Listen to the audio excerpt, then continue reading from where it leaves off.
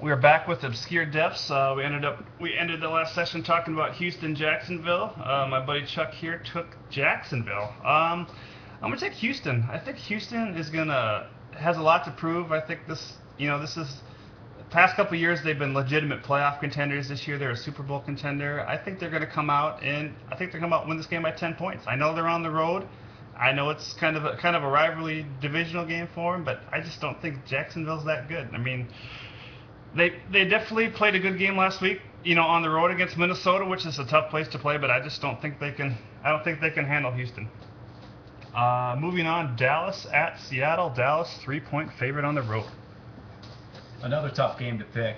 I'm taking Seattle. I like home team underdogs. Maybe it's my NFC East Giants fan speaking and taking against Dallas, but I think Dallas is overrated. I've thought that the last few years. I think they're soft, specifically as a road team. I think Seattle is one of the toughest places to go play in the NFL. I see it being a tight game. Dallas might win by a field goal, and if that's the case, we push. So I'll take the 3 points, home team underdog.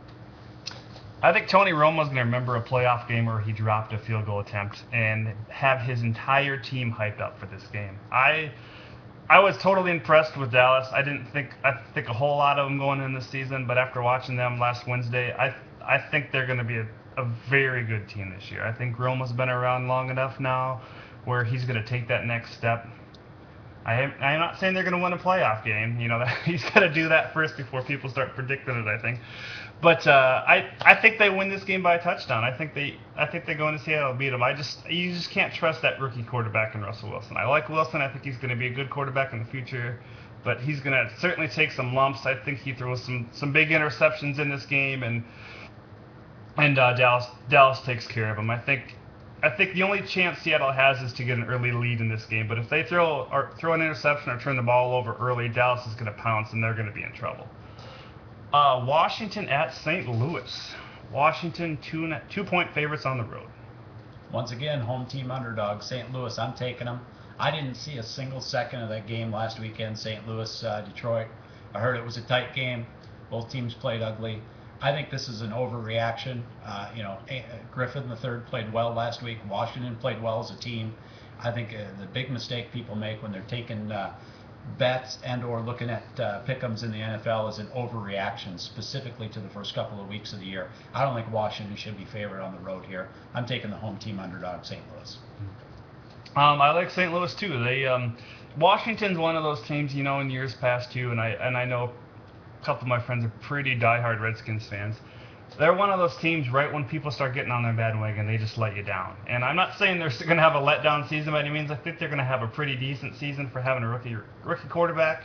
That being said, the other young quarterback on this other side, Sam Bradford, has been through a lot these last couple of years, and I think that's only going to make him and his team stronger. I think they're going to come out and definitely give San Francisco a little bit of a challenge in that division. I think the 49ers will still win that division, but I think St. Louis will come out and certainly be better than a lot of people think they're going to be. Pittsburgh hosting the Jets. Pittsburgh 6-point favorite. When I took a look at this line, I initially thought it'd be a field goal game. I thought Pittsburgh would be favored by 3 because it's at home. I think it's a bit of an overreaction. Vegas doesn't typically do this, but I think they have. I think they overreacted to New York Jets, or they think New York Jets are going to take a step back this week. I don't think the Jets are going to go into Pittsburgh and win this, but I watched most of that Monday night game, Pittsburgh-Denver. That Pittsburgh offensive line is beat up. It's getting old in spots. I don't like their skill position players as much as some people.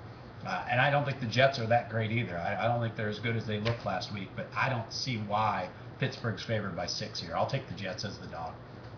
But yeah, Pittsburgh doesn't really even have a running back at this point. And, no offense to Isaac Redmond, but they need a game. They need somebody back there who can set the pace that the Steelers have been known for years, and I just don't think they have it this year. I like the Jets and the points as well.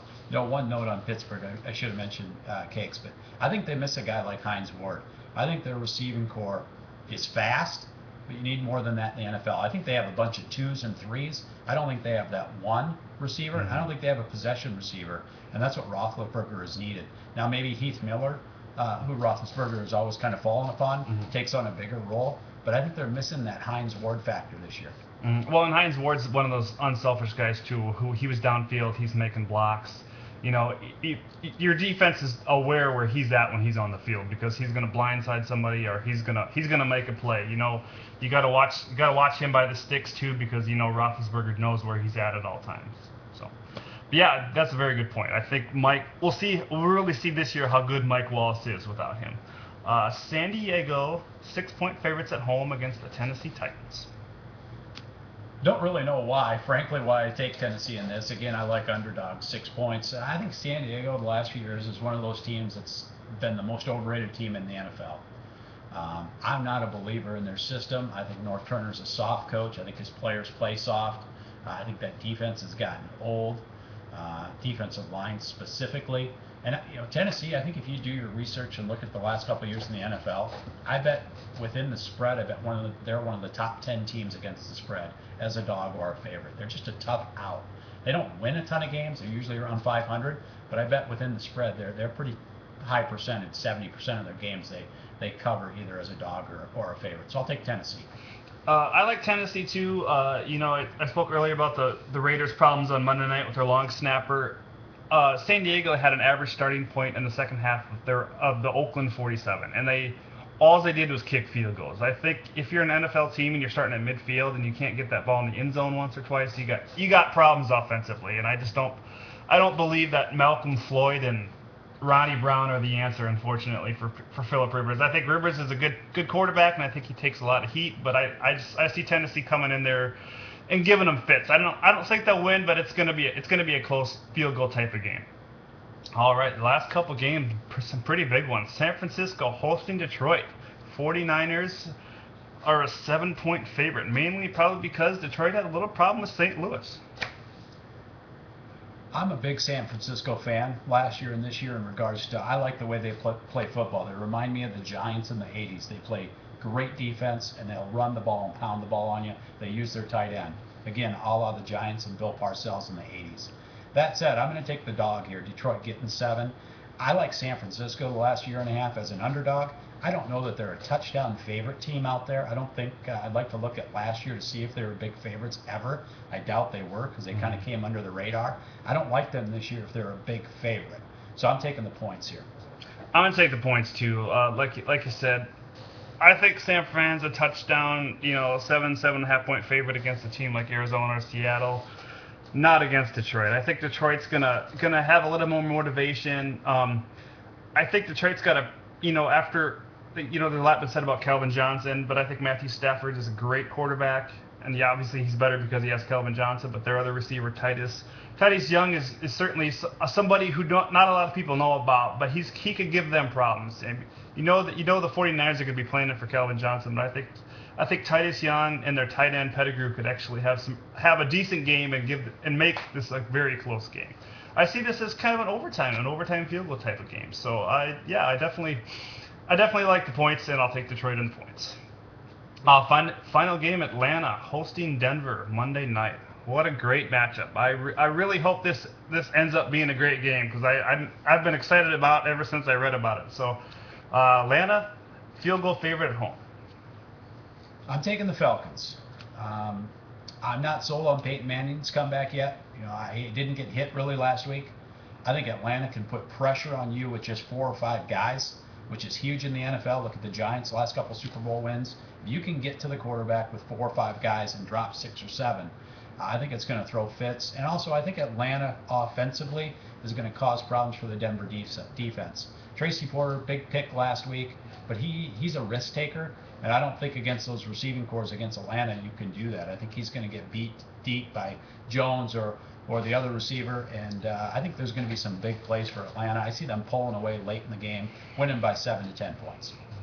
I like Denver. I think Manning is a dome quarterback. I think he's going to have problems later on as the weather gets cold in Denver. But I see this as a shootout type of game. I think Atlanta gave up a couple touchdowns against KC, which kind of surprised me. Yeah, they were on the road last week, but I think this is going to be a shootout game, and I think Peyton's going to this is going to be one of those games early on where people start really believing in the Broncos before their big letdown, and I think they go on and win this game. I just really think they can hang. Good luck with that. This has been Obscure Depths. I'm your host, Cakes, and our thank you to our expert Chuck for joining us today. Let's go Hawks.